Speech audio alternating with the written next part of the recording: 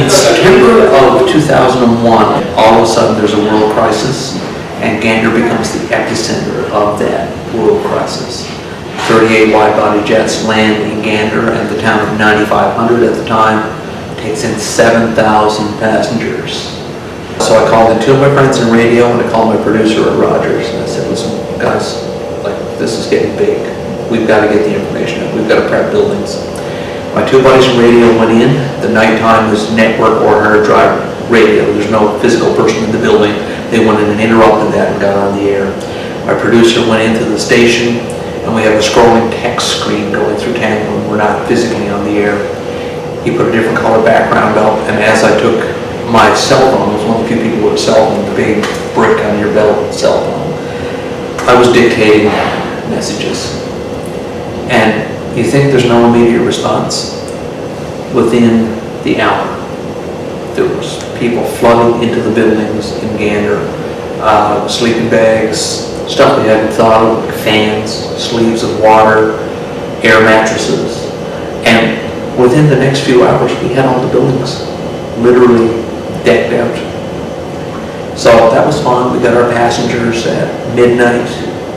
We decided then that breaking our staff in two would be the advisable thing. While I'm awake, then I'll stay awake for the night. I stayed awake at school till 9 o'clock the next morning, so basically 26, 27 hours on my feet. Not even sitting down, on my feet. We put together army cots for beds. We decked our classrooms with foam mattresses with half of my staff, 30 people. Totally exhausted, I went home at 9 o'clock on September the 12th, thinking that was it. I fell into bed with my shoes on, and before my pillow had totally compressed, I remember the moment vividly. My producer was on the phone. He's got a particular tone in his voice. His name is Brian Mosher. And when he's serious, he's got that particular tone in his voice. He said, get up, we need you. And at 27 hours on my feet, I went in to do the first live show, information show in this town, thinking it would be the only one I would do. There were eventually be 12 update shows, and I would not see my bed for the next 5 days. This was Tuesday when it all happened. I got up 7 o'clock and went to work. I would see a bed at 9 o'clock the following Saturday night. Stayed up. Some people asked me if I had a front row seat for 9/11. I had the best front row seat in town. I missed nothing because I would be at school in the night, I'd be at Rogers in the daytime, and we do a show at like dinner time or lunchtime, mid-afternoon, at supper time. And we had announcements, we had footage, we had information, as much as we could throw out to people, as fast as we could throw it out to people, because this was such a major crisis in the town. But it turns out it wasn't such a crisis. First day it was a crisis. Second day, yeah, we can handle this. Third day, let's show them a really good time. And by the fourth day, we were juggling gourmet menus and letting things go. So it was an amazing time. Stay awake for 5 days? I don't think so. I wouldn't advise that to anybody. But caffeine and adrenaline will get you through a lot of things. And do you remember where were you when you found out about 9/11? I was in an unusual circumstance. We have as part of I wrote a course. It was a one-of-a-kind course in media production. I taught television production to high school students. Federal government bought into it. I had a $300,000 classroom. That was a TV studio. Part of that was a closed circuit right through Gander Collegiate. We could do our own programming through the building. We would program through the local cable station. We would webcast. We would do the home nerds. There was an issue with one of the monitors that day, and I was fixing it while the kids were doing their projects. And to test it out, I ran just a regular cable feed through just to get a signal through the line. And I remember seeing that picture of the World Trade Center with smoke coming in through one window, mid-morning. And it said, plane hits World Trade Center. And it was such a stupid line now when I think of it. I said, well, I guess he's not going to get his pilot's license today. Because I had visions of a little two-seater. He goes off course, dings a window, hopefully the pilot's okay. So I went to another channel and it was there. I went to another channel, and it was there. And every channel that I flicked had that image on it, and I'm going, oh. And I kept looking, and I became engulfed in the whole thing. And I actually watched the second plane hit the South Tower. And that's when my stomach fell, and I realized this is bigger than I thought. I didn't know what was ahead of me. This is only mid-morning on the 11th. I was spending the 11th. I didn't know what the next 4 days was going to bring. But there's a sinking feeling. I remember I went and got a couple of my colleagues just to make sure I wasn't mistaken. And no, it became very real. You know, not knowing 1% of what the next few days would bring. You know, because I mean, it's a point in my life, it's 5 days of my life that I can't imagine now that I actually did, let alone actually accomplish the things. I went home for lunch that day and sat down with my son, who was 11 or 12 at the time, 11, and we watched the first tower fall. I remember both of us looking at the TV screen, we're sitting at the ottoman in the kitchen, looking at the TV, and we watched this huge structure just fall, and we would watch the second one fall. And that's an image you don't soon forget. You know, that's a crazy amount of information to process. You know, so they claim everybody knew where they were the moment they heard, the moment this Trade Center fall. And, you know, I remember being 4 years old when President Kennedy was shot. It was that same reaction to me, I guess, in my lifetime. That was the thing. But, did you even consider that it may affect the Gander? Like since the planes will come here? No, you don't imagine. Like little Gander, this is New York, or Gander, you know. We're kind of isolated, you know. You don't lock your door, you don't lock your door. But I remember going back to work that afternoon, and all our support staff were on strike at the school. So teachers had to really double up, triple up on what they were doing. And myself, the principal and vice principal, were out in the parking lot. It was a very sunny day. And I remember seeing planes, you know, and you've been at Chicago and New York and that sort of thing, and seeing these lineups of planes coming in. But now it's in Gander. It's absolutely in Gander, and there's one after the other, after the other, after the other. And I remember my vice principal looking at me and going, "This is going to get big." And then, like I said, 2:30. I knew the principal's tone when he came on the intercom saying to the kids, "Take your stuff home for the next foreseeable few days." And teachers immediately on the bell go to my media room, and we were then told, you know.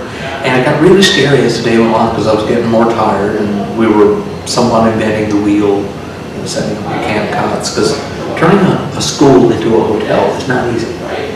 You know, and you get a bit of help from your media friends getting the message out and so on.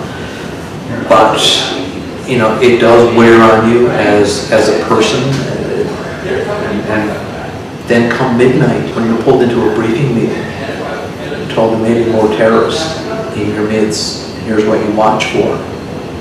And then as a media person, you're pulled in and told here's what to watch for, because terrorists may not have accomplished what they set out to do, and they may be next to you, and here's what you watch for, and here's the number you call should you see any of the following things in people. And you're going, oh my God, I may be near people who could kill me. I'm going, is this where I really want to be?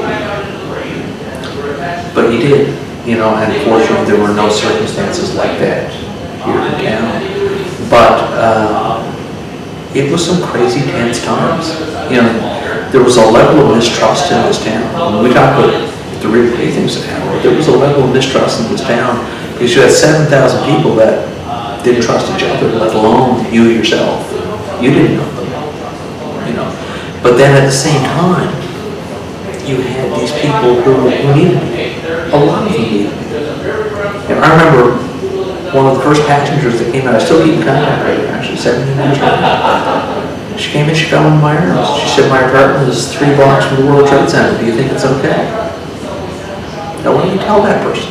You know, another guy came in a business suit. very nice business. And I says, okay, man, because I had all the TVs on the news channels, and ordered immediately, turn them off.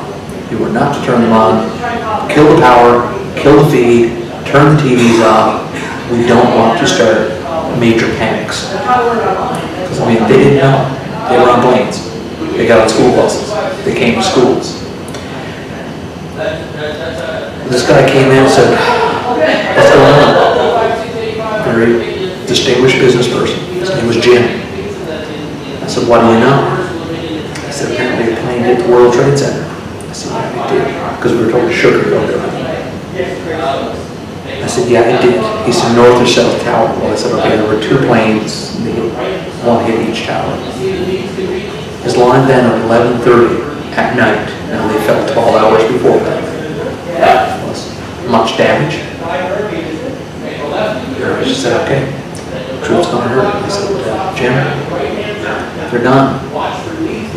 He said, what do you mean? I said, they're gone. Both trade centers are gone. He said, it can't happen. I said, it did happen.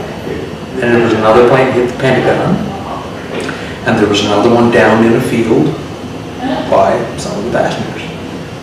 And there's a lot of people not around. But I said, right now, if you want a cup of tea, I'll be glad to get you one. You know. And let's face it, you didn't have these things, so you couldn't do Mr. Google. We had one payphone on the wall, and we started from there. But everybody needed information. Everybody wanted the information now. So go through my other life as a media person, you try to get that information to them. And it's amazing what an audience we had. People who would watch my shows, the 12 shows over 4 days, 12 live shows, often with not much prep time. I walked in at, I was 27 hours on my feet that first morning. My producer called and went in. First show was like late morning on the 12th. And I walked in through the door. Don't forget I hadn't been to bed in a long time. And they were micing me up as I went in the door. And I was being told, okay, you got a Salvation Army officer with you, you're on your desk, we're going live now shortly. As I just shoved my face in a sink full of cold water to try and wake up. And I had a cup of coffee and I'm down to that, and I've sat at my desk and I'm making my 10 count to get through. And I look at the Salvation Army officer, and he's not one of the local officers. He's in administration, not one of the church officers who I knew. And when we're into a 10 count, one of our technicians recognized that I didn't know anything about this guy. So he wrote down a few things on a piece of paper and crawled across the floor and handed it up to me. That's how I began the first show. And when I did my 15 minutes with him, Mayor Claude came in, we talked to him. Then Constable Ozzie was coming in with a list of announcements from around town. We were reading those, and sure enough, the whole information feed got through. But we were a vital cog in the wheel of information. That was the easiest way to put it on. People relied on us. People were sending us in no email messages, but faxed messages, phoning them in, and the producer would be writing them out on a sheet of paper, and in his hastily written handwriting, I'd get them, pass them over the corner of the desk. People were physically bringing them in, and so on. But it's amazing how much you can get done. Now, you can break 4 days into 4 themes. Like I said, first day was help, help, panic, panic. Oh my God, what are we going to do? Second day was, okay, we can handle this. This is kind of cool. Third day, let's put off a few concerts and show them a really good time. Fourth day, we're juggling gourmet menus. It was actually on the 4th day that during the 3 o'clock show, Constable Ozzie came up and said, you got to give us a hand, here's a message. Gander Academy is running low on toilet paper. This is actually in the musical, it's the Lions Club, but it was Gander Academy. And true story, they were running low on toilet paper. At 3 o'clock or 3:30, whenever the show was, I read that. If you got a couple extra rolls of toilet paper, can you bring it to Gander Academy? At 5:30, Ozzie showed up again. He said, you got to read this message, and it's urgent. And I looked at him, I thought he was joking. Please don't bring any more toilet paper to Gander Academy. They had a classroom full of it, stacked right to the ceiling, out to the door. People brought on toilet paper to Gander Academy. That I don't think they ordered toilet paper for the rest of the school year. There's 1,000 kids in Gander Academy. They filled the shed out back with toilet paper. It was a major saving on their budget. But But that was the level of response with everything we asked for. It's the most amazing response of humanity I have ever seen in my life. There. How's that for a volunteer reporter with a local cable outlet? And how many communities participated and helped? Gander became the hub, but we very quickly overflowed. Because, I mean, we had 7,000 passengers. There were only 9,500 of us here and there. We're close to 14,000 now. 9,500 of us. And I mean, we were with small children, those who were too young to help. You're talking about a small population. So we filled the schools, we filled the community halls, we filled the church halls, we filled whatever had a floor you could lay a mattress on. So then Glenwood, Appleton, which is 15 minutes to the west, Gambo, half hour to the east, Norris Arm, Lewisporte, and the Twin Ponds camp it's a Salvation Army church camp it was just outside Glenwood. It's between Glenwood and Lewisporte, but it's all on some in the woods. And that's where you get the African American passengers panicking because there's a language barrier there. And you go down a winding woods road. Now little did they know they won the lotto because they were going to be fed and looked after like nobody else. But in Newfoundland, the Salvation Army, my mother grew up Salvation Army. Salvation Army is not called the Salvation Army, it's called the Army.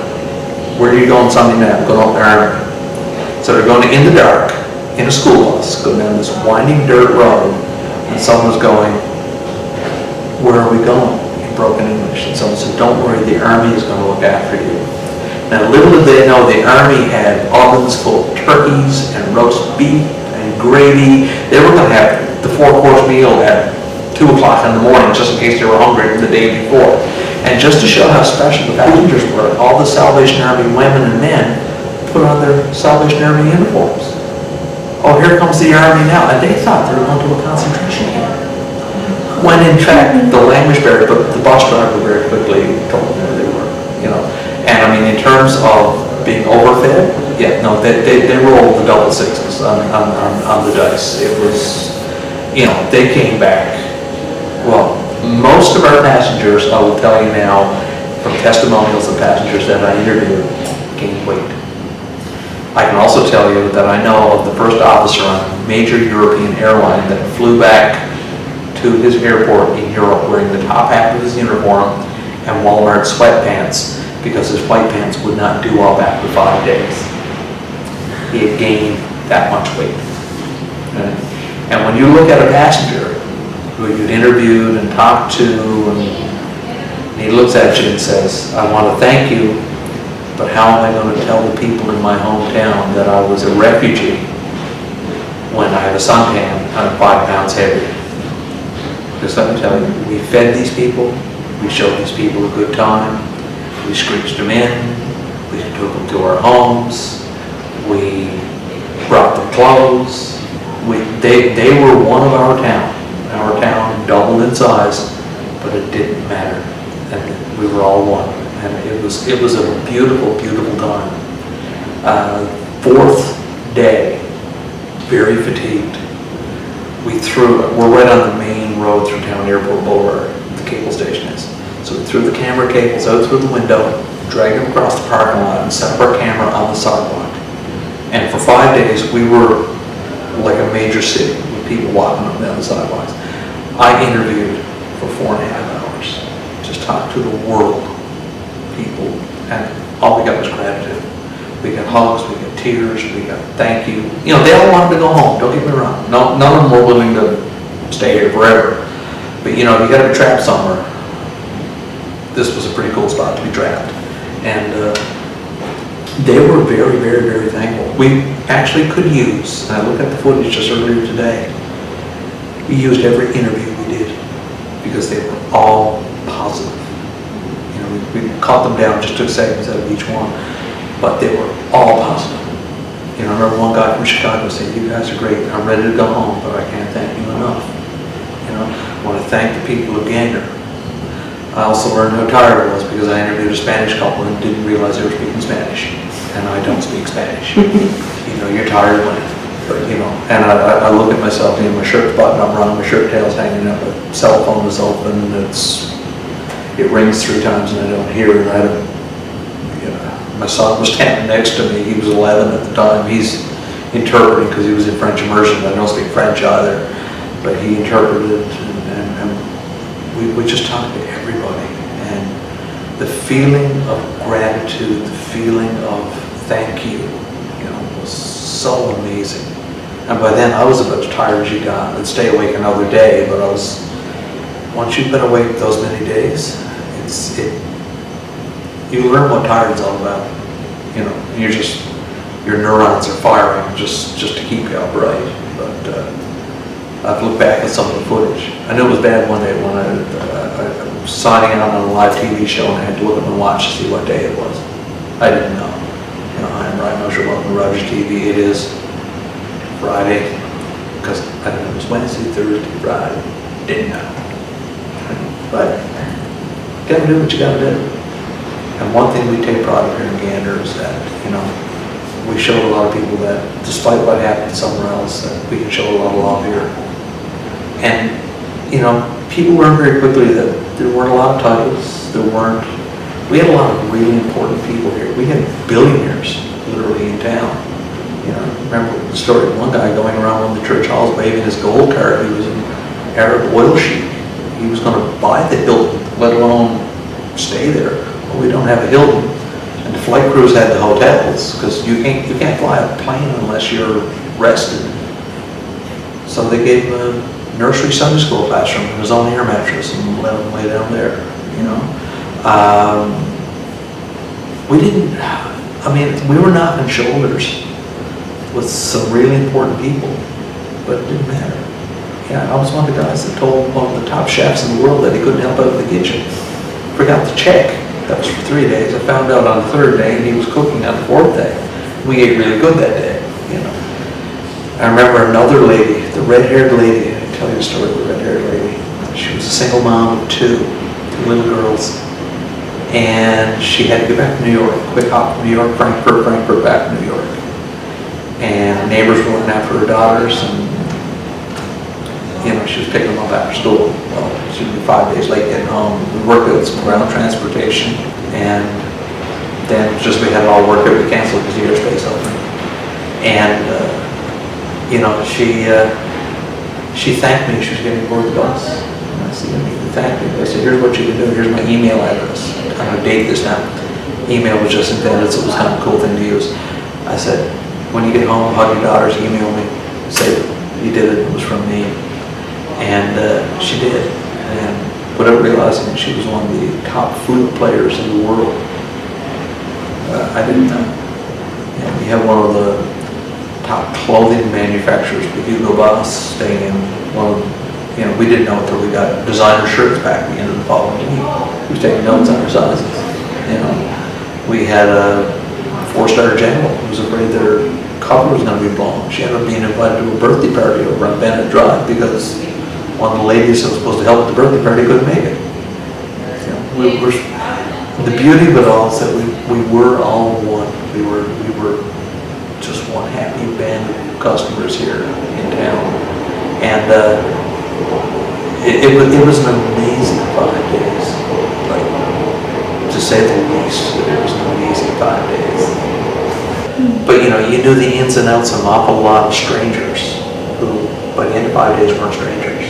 They were as close to family as you could get, and then they leave. And you know darn well you're not going to see them probably ever again. You know, the cards and the emails and the gifts would slowly die off. And some of them, a couple of them I still do keep in contact with. But you know, it's a weird, eerie feeling. Because your town goes back to what it was. Or if there is a what it was. You know, Gander, I don't think after 9/11 will ever be the same. In a lot of ways it's going to be better. But for those 5 days, that was a part in our history. That's special. You know, that's a huge, special 5 days. Fortunately, I never missed any of it because I didn't go to bed. But it's it was an amazing, amazing 5 days to say you were there, and the people you met, and the things you saw. And did I ever think Broadway musical? Don't be silly. You know, I'll do this and get in a major Broadway musical, and it'll be a hit. And I'll go all over the world and go to premieres and walk red carpets. No, never crossed my mind. Matter of fact, I would put myself on bills if that had crossed my mind. And that was not anybody's mind. It was right up there with taking pictures of some of the memories. There wasn't time, and I even forgot I owned a camera. There were too many other things to do. But what a great time. What an amazing time to have lived through. I'm happy now that, you know, we're actually getting it recorded and things are happening, you know, because of that. Do you remember the first anniversary of 9/11? I do. I remember wondering what it was going to be like, and it sort of just came and went. I remember the 10th.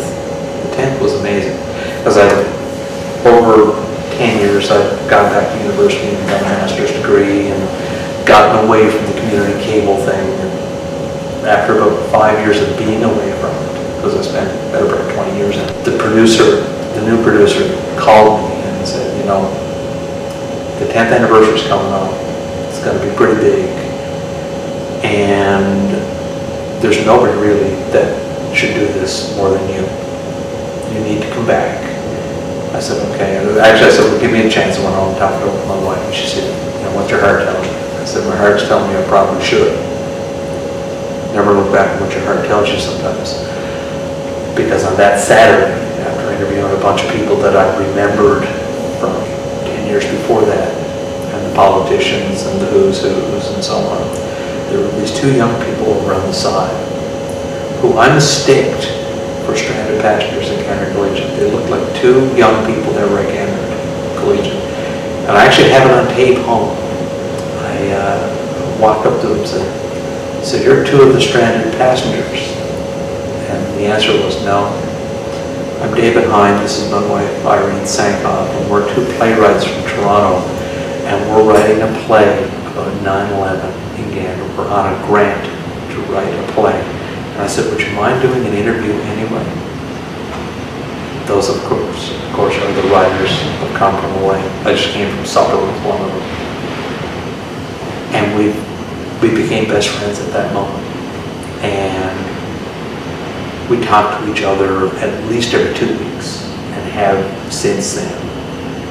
And, you know, just by talking to them, I watched Come From Away become a reality.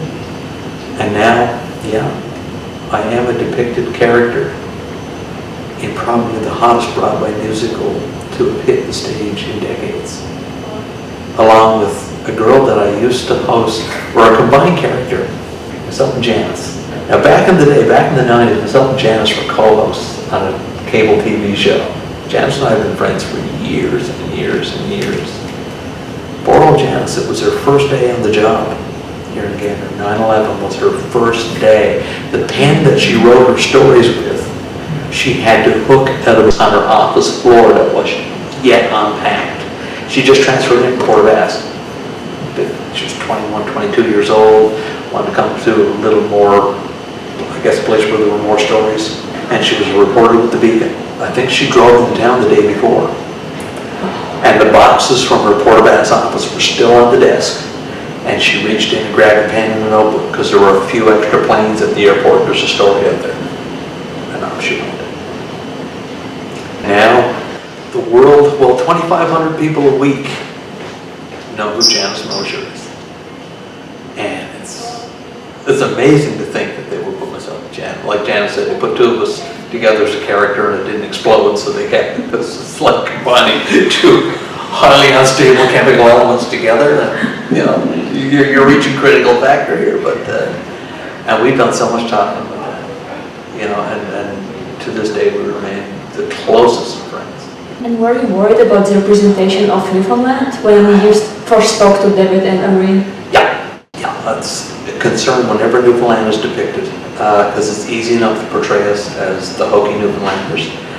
And me personally, I don't like that. I hate the hokey Newfoundlander. We don't all drop our H's. You know, we don't all end our sentences with Lord Connor and shit or whatever else someone would want to say.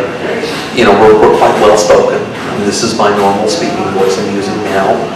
And I remember talking to Michael Rubinoff, and talking to David, and talking to Irene, and one of their mandates was to portray us accurately.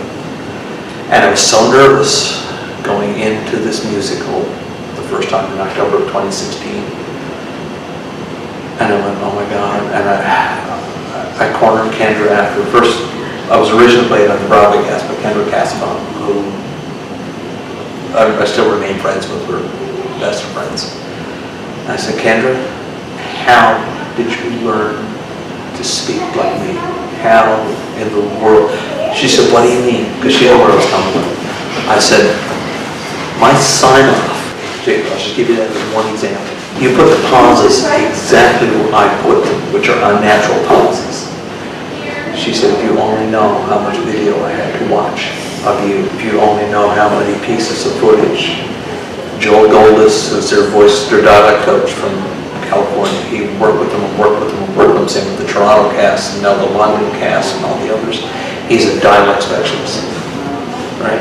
You know, for Rogers TV, I'm Brian Mosher, and that little pause is like, for Rogers TV, I'm Brian Mosher, and that's always how I did my sign off. And I watched track 21 on the cast album. I still can't listen to it without one tear going down this side of the face, because it's perfect, you know. And I cornered her after. I said, you know, it's not easy for me to surrender me to someone else to play. But I said, man, you nailed it. Same with Steffi in Toronto. Steffi D. Domani Cantonio. Steffi D from Canadian Idol, most people would know her from.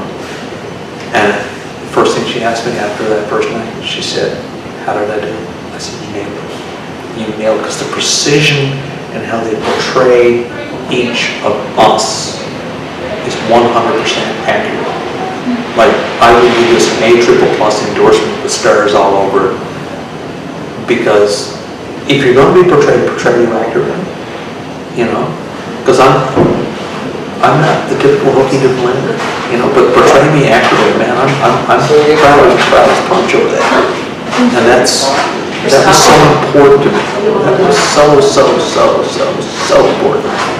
And both Steffi and Kendra, and apparently Alex. I met Alex. Alex has taken over recently. Alex from Kendra Cassavant on the New York stage. Do it perfectly. You know, I don't look at the ones playing the other characters. They're dead on. They are dead on.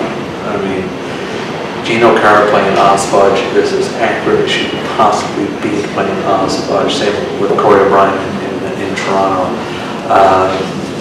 All of us, we're all being portrayed correctly, accurately, perfectly.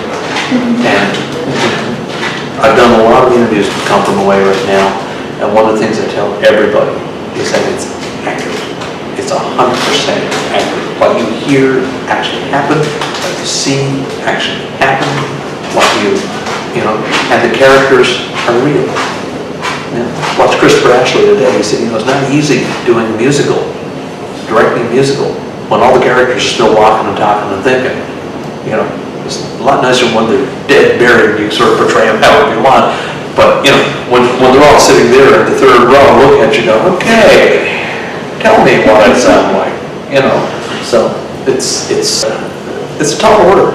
I mean, I don't envy what those people had up against them, but it was a tall order, a huge tall order. Do you remember how people here reacted when David approached them? Like, was it willing to get into it right away, or like hesitated? The fondest memory there is when the airport manager, who's a great friend of mine, actually taught with his father, Reg Wright. Reg gave David and Irene a tour of the airport, brought him out in the truck and took him down the runways and showed him everything in the airport. And he looked at him and he said, what is it exactly you're doing? And Reg said, or they said to Reg, we're doing a play about Gander's response to 9/11. And Reg said, you're doing a play about soup and sandwiches. And he looked at his feet and went, good luck with that. And I'll be honest with you, like I saw this maybe going to a little fringe festival, hopefully we'll get a few applause things, you know, help them out. Because I've always been anchored in the arts anyway. I've always been. I support the arts wherever possible. Actually, my shirt, Eric's Time Arts Festival, was on the organizing committee from beginning to end. And did I think it was going to the Broadway stage? I mean, you hope and pray everybody makes it to Broadway. I'm like, my God, that's the greatest wish of everybody. But I knew the size of the mountain, you know, and it was a greased mountain, and you had to crawl up it. And it's, you know, you don't just write something, you take it to Broadway. We sat down, and it was magic. I remember that day, I said, look, I won't meet you at the hotel. I won't meet you at my house. I'm going to meet you at the cable station. We had a little short chat. 4.5 hours later, we stopped talking. Looking at videotapes. And I remember the bond that day. David, Hein, and Irene Sankoff, and myself became best friends that day. We're moving that these are 2 extra members, and their little girl Molly now who's 5, have become part of my family. And they'll be that way long after Come From Away. Because we watched this grow together, you know? We've watched this whole thing materialize. It's an amazing ride. It really is an amazing, amazing ride. Thank you to David and Irene for the most incredible ride of my life. You know. Thank you so much for sharing Anytime. with us. Anytime.